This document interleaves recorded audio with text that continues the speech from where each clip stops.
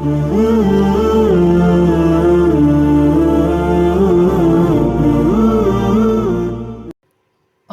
لله وكفى والسلام على عباده الذين اصطفى أما بعد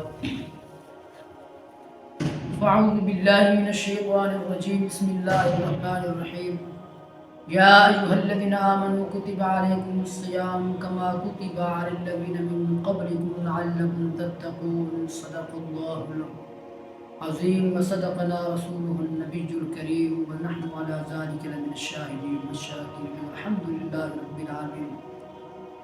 تمام اہل اسلام سے السلام علیکم ورحمۃ اللہ وبرکاتہ۔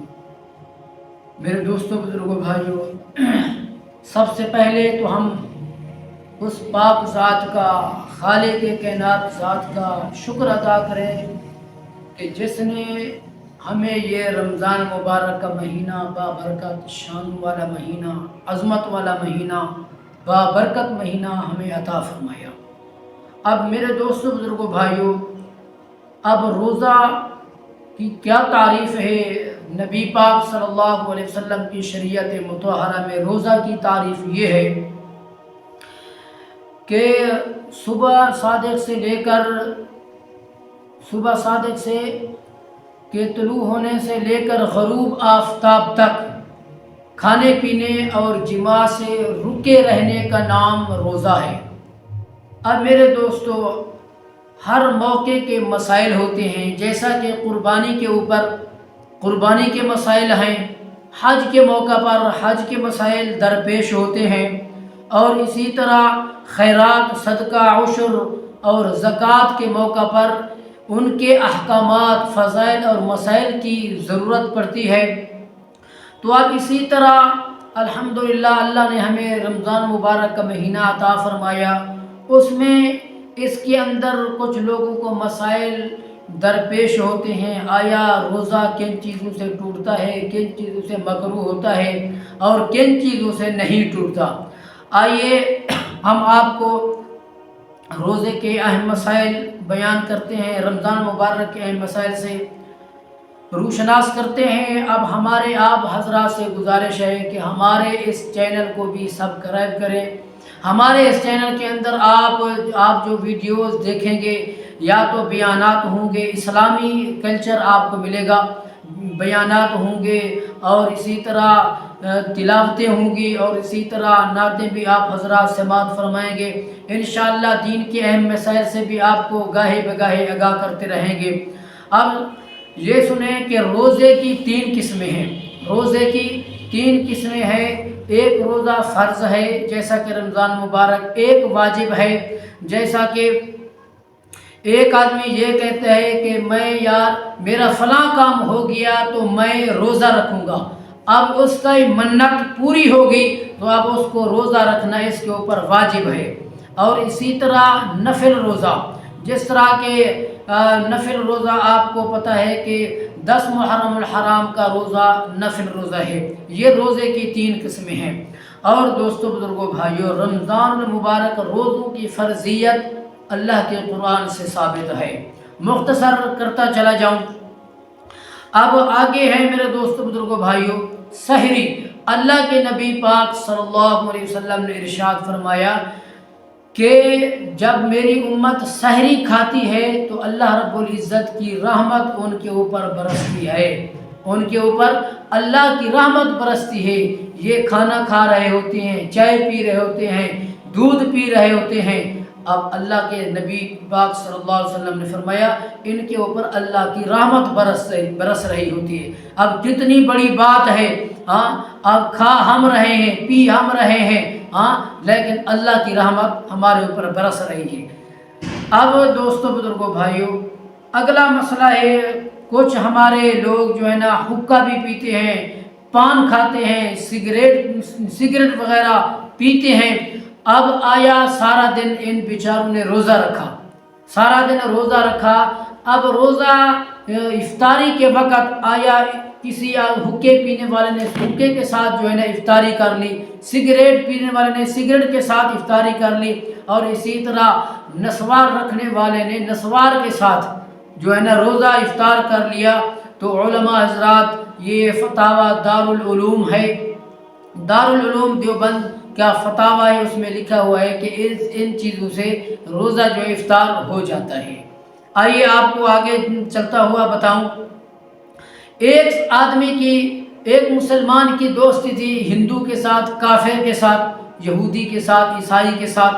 ویسے تو حکم ہے یا ایھا الذین آمنوا لا تتخذوا اليہود والنصارى اولیاء، لیکن اگر کسی آدمی نے غیر مسلم کی طرف سے جو ہے نا دعوت قبول کر لی، آیا اس کی دعوت کے ساتھ اس کا روزہ افطار ہو جائے گا یا نہیں ہو جائے گا؟ کہتے ہیں کہ ان کے افطاری کرنے کے ساتھ جو ہے نا روزہ افطار ہو جاتا ہے، لیکن دو فرقے ایسے ہیں ان کے پاس انسان کو گریز کرنا چاہیے، نہ ہی جائز ہوگا۔ ایک تو یہ قادیانی بدبخت ہیں، دوسرا اہل تشیع ہے، ان کی دعوت کو بھی قبول نہ کیا جائے۔ اب دوستوں بزرگوں بھائیوں، مغرب کی اذان ہوتی ہے، تمام مسلمان روزہ افطار کرتے ہیں۔ اب کہتے ہیں کہ اس کے اندر اتنی تاخیر کرنی چاہیے کہ جس میں روزہ افطار کر کے جماعت کے اندر بھی تمام ساتھی شریک ہو جائیں۔ اتنا زیادہ تاخیر نہیں کرنا چاہیے کہ یہ جو ہے نا مغرب کا وقت ہی ختم ہو جائے، مغرب کی نماز کا وقت چلا جائے۔ اب میرے دوستوں بزرگوں بھائیوں، ایک آگے کہتے ہیں، کچھ ساتھی پوچھتے ہیں قاری صاحب، مولوی صاحب یہ جو ہے نا روزے کی حالت میں آیا تیل لگانا درست ہے یا نہیں ہے؟ تیل لگانا بھی درست ہے، تیل لگانے سے بھی روزے پر کچھ اثر نہیں پڑتا۔ اب اسی طرح ایک آدمی نے آنکھ کے اندر دوائی ڈالنی ہے، ایک آدمی نے آنکھ کے اندر دوائی ڈالنی ہے یا آنکھ کے اندر سرما لگانا ہے، تو ان دونوں چیزوں سے روزہ فاسد نہیں ہوتا، روزہ نہیں ٹوٹتا۔ اور اسی طرح آنکھ سے کان ہے، کان میں تیل لگانا ہے یا دوا ڈالنی ہے، تو اب اس حالت کے اندر بھی روزہ نہیں ٹوٹتا دوستوں بزرگوں بھائیوں۔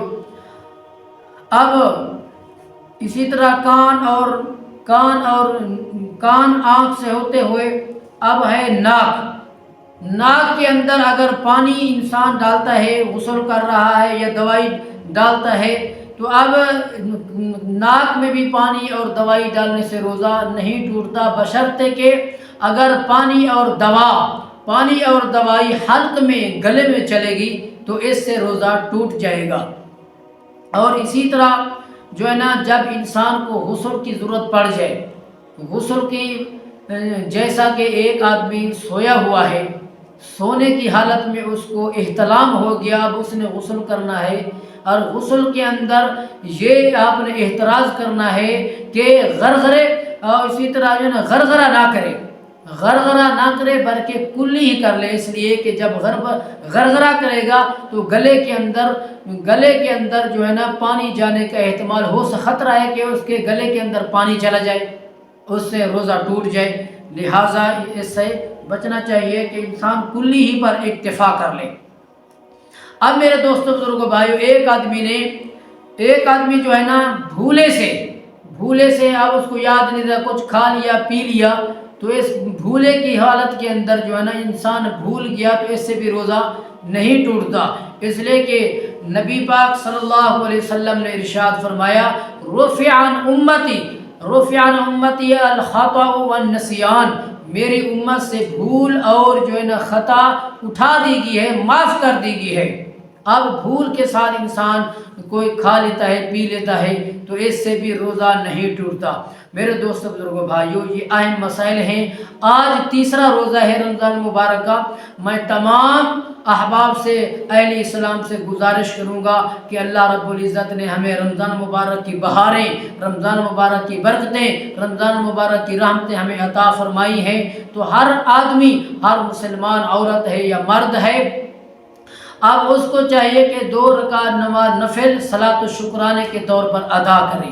اللہ رب العزت سے دعا ہے کہ اللہ پاک ہمیں رمضان مبارک کے مہینے کے اندر زیادہ سے زیادہ قرآن پاک کی تلاوت کی کثرت نصیب فرمائے اور تراویح ادا کرنے کی بھی توفیق عطا فرمائے۔ اللہ رب العزت سے دعا ہے کہ اللہ پاک مجھے آپ کو عمل کرنے کی توفیق عطا فرمائے۔